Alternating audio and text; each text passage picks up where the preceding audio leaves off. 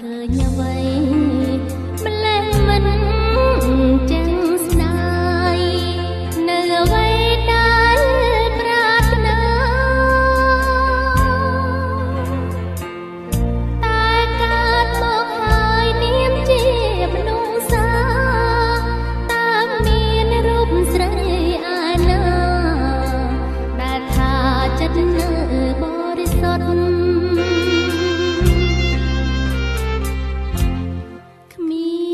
អ្វីគាត់ចិត្តកើតទេបីតទន្លេ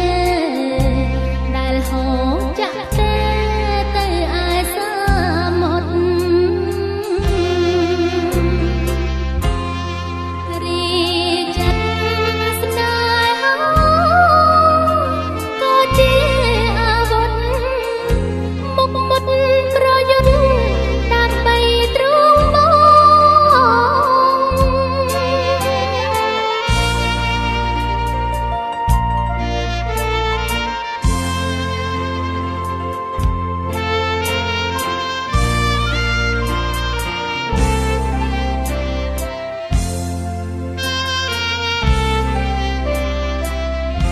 ប៉ុន្តែចំបាំងរវាងវណ្ណៈខ្ញុំអ្នកក្រត្រូវស្លាប់ឧបសគ្គទាំងរិទ្ធចោ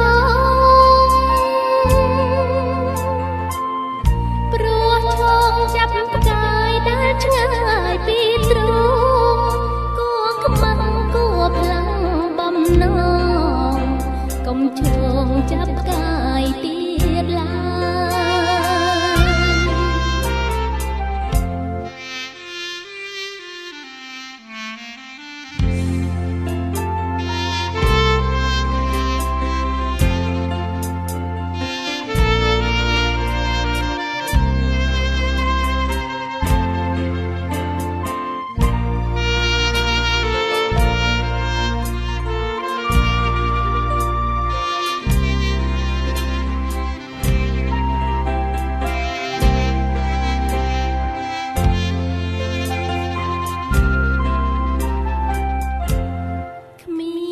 អ្វីគាត់ចិត្ត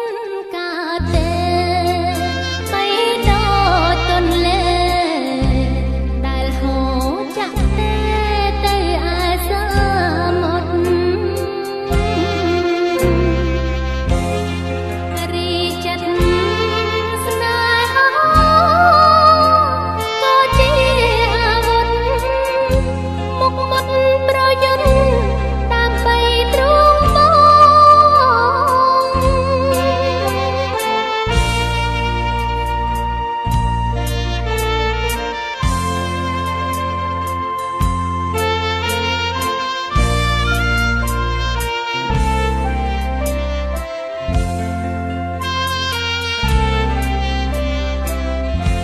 ប៉ុន្តែចំបាំង